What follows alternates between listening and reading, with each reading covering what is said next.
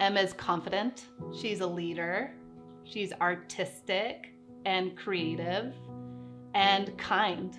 One of the things I really love about Em was her telling me that she really liked to lead with kindness, treating everyone with kindness. And I think that's kind of a good way to see her relationship with me, because I don't think that she wanted to have an adoption recruiter or another social worker to meet with, but yet she still treated me with kindness every step of the way. I promised myself I would never get adopted again.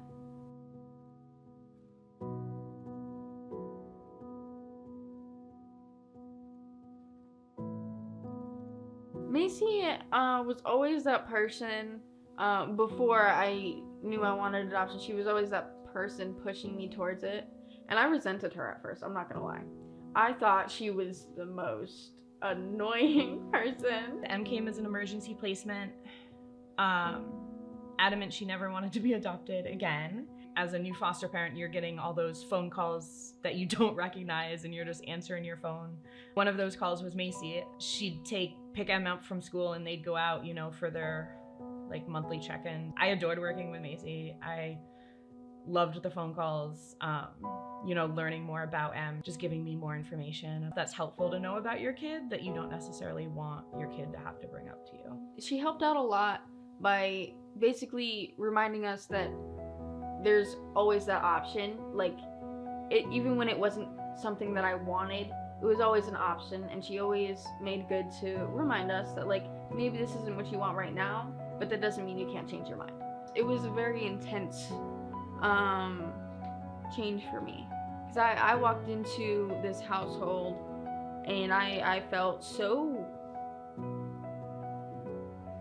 relaxed, which if you've ever been in the foster system, you understand that that's not a feeling that you get to experience that often. And when I came to the realization that that woman was my mother, that there was so much value and just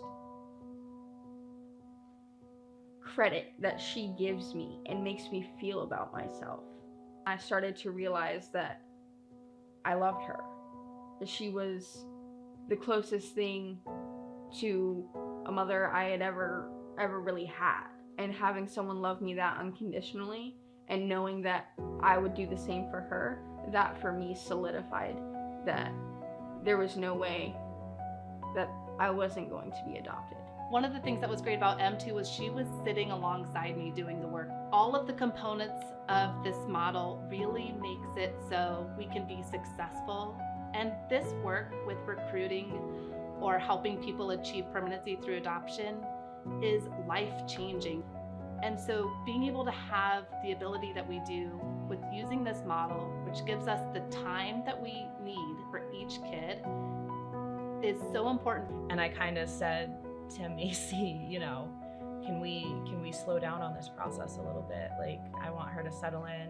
We touch base, every couple weeks, every couple months, and see where we were at. With the model, we have active recruitment and then we have monitoring. With Em and Marissa, when Em said, I'm ready to be adopted, we were able to slow down, we were able to give them the time that they needed to be sure about it, because it is forever. Let's make sure that this is what you want to do. So I was able to monitor this case and just check in by phone. We're working in the background on paperwork, and when they say it's go time, we're ready for adoption, you can do that because the model really is designed that way.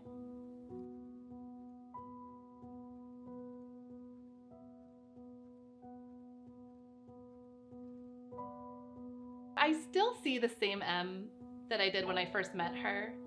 And the biggest change really is overcoming that worry of being able to trust someone. She was really let down by a number of adults in big ways that is just not okay. And so her ability to trust Marissa the way that she does now, that she was able to have a judge sign off on a document that says this person's your legal parent, that's a big deal. And that was a huge change in her, and I'm so proud of her for being able to do that. Wendy's Wonderful Kids has been one of the best programs I have ever been a part of.